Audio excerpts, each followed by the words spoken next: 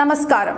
Lionel മെസ്സിയെയും Argentina football ടീമിനെയും കേരളത്തിൽ എത്തിക്കുമെന്ന് പറഞ്ഞ് ജനങ്ങളെ മുഴുവൻ വിഡ്ഢികളാക്കിയ സംഭവത്തിൽ മുൻ കായിക വകുപ്പ് മന്ത്രി വി അബ്ദുറഹ്മാന്റെയും മുൻ പിണറായി സർക്കാരിന്റെയും വാദങ്ങളെല്ലാം പച്ചക്കള്ളമാണെന്ന് തെളിയിക്കുന്ന രേഖകൾ ഇപ്പോൾ പുറത്തു വന്നിരിക്കുകയാണ്.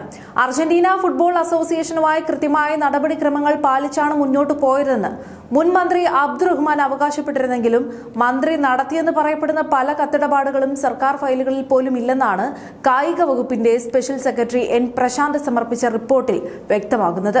ഈ ഇടപാടിൽ നടന്ന 3 പ്രധാനപ്പെട്ട തട്ടിപ്പുകളാണ് ഇപ്പോൾ ജനങ്ങൾക്ക് മുന്നിൽ അനാവൃതമാകുന്നത്. ഒന്നാമതായി, സർക്കാരിനെ മറികടന്ന് സ്പോൺസർമാരായ reporter broadcasting company Argentina football അസോസിയേഷനുമായി നേരിട്ട് കരാർ ഒപ്പിട്ടു. ഇതിനായി കായിക വകുപ്പ് തങ്ങളുടെ ഉത്തരവ് തിരുത്തുകയാണ് ചെയ്തത്. 2024 ഡിസംബർ 24-ന് കായിക വകുപ്പ് പ്രിൻസിപ്പൽ സെക്രട്ടറി ഇറക്കിയ ഉത്തരവനുസരിച്ച് സ്പോർട്സ് കേരള ഫൗണ്ടേഷൻ വഴിയായിരുന്നു മേൽനോട്ടം വഹിക്കേണ്ടിയിരുന്നത്. എന്നാൽ ഈ ഉത്തരവ് വരുന്നതിന് 4 ദിവസം മുൻപ് തന്നെ, അതായത് ഡിസംബർ 20-ന് സ്പോൺസർമാർ അർജന്റീന ഫെഡറേഷനുമായി കരാർ ഒപ്പുവച്ചിരുന്നു. 210 കോടിയോളം രൂപ ചെലവ് പ്രതീക്ഷിക്കുന്ന ഒരു കൂറ്റൻ പ്രൊജക്ടിൽ യാതൊരുവിധ ടെൻഡറും ഇല്ലാതെയാണ് റിപ്പോർട്ടർ ബ്രോഡ്കാസ്റ്റിംഗ് കമ്പനിയെ മുൻ കായിക മന്ത്രി നേരിട്ട് തെരഞ്ഞെടുത്തതെന്ന സത്യമാണ് ഇതോടെ പുറത്തു വന്നിരിക്കുന്നത്.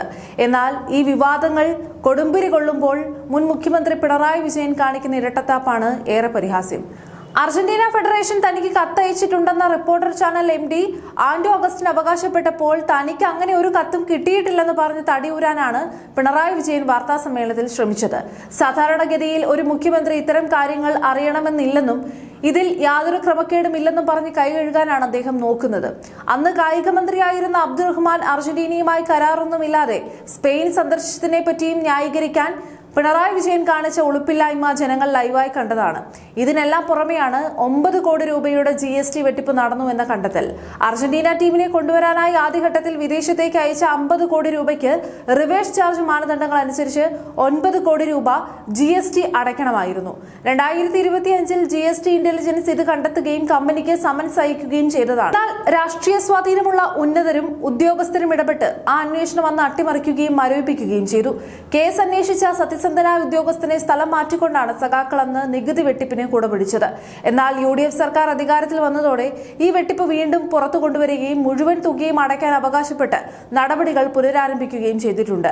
വിഷയം കയ്യിൽ നിന്ന് പോയെന്നും സ്പോൺസർമാർ തങ്ങളെ പറ്റിക്കുകയാണെന്ന് മനസ്സിലായപ്പോൾ 2025 ഏപ്രിൽ 25-ന് കായിക മന്ത്രിയുടെ ഓഫീസ് റിപ്പോർട്ടർ കമ്പനിക്ക് രഹസ്യമായി അയച്ച കത്തും ഇപ്പോൾ പുറത്തു വന്നു.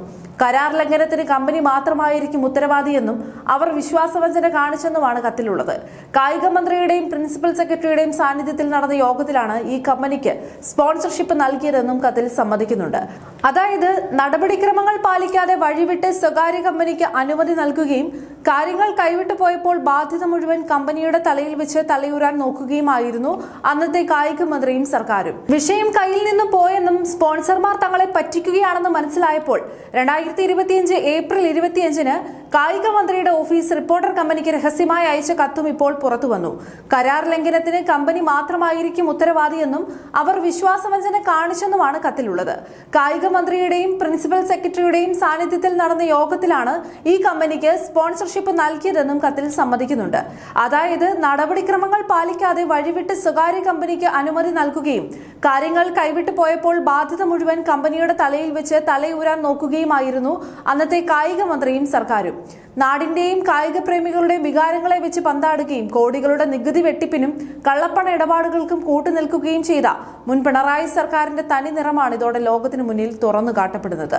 9 കോടിയുടെ GST വെട്ടിപ്പും ഫയലുകൾ മുക്കിയ സംഭവവും ടെൻഡർ ഇല്ലാതെ കോടികളുടെ കരാർ മറിച്ചു നൽകിയതും നിഷ്പക്ഷമായി അന്വേഷിച്ചാൽ മുൻ കായിക മന്ത്രി അബ്ദുറഹ്മാനും ഇതിന് പിന്നിൽ പ്രവർത്തിച്ച വമ്പന്മാരും അഴി എണ്ണേണ്ടി വരുമെന്ന കാര്യത്തിൽ യാതൊരുവിധ സംശയവുമില്ല.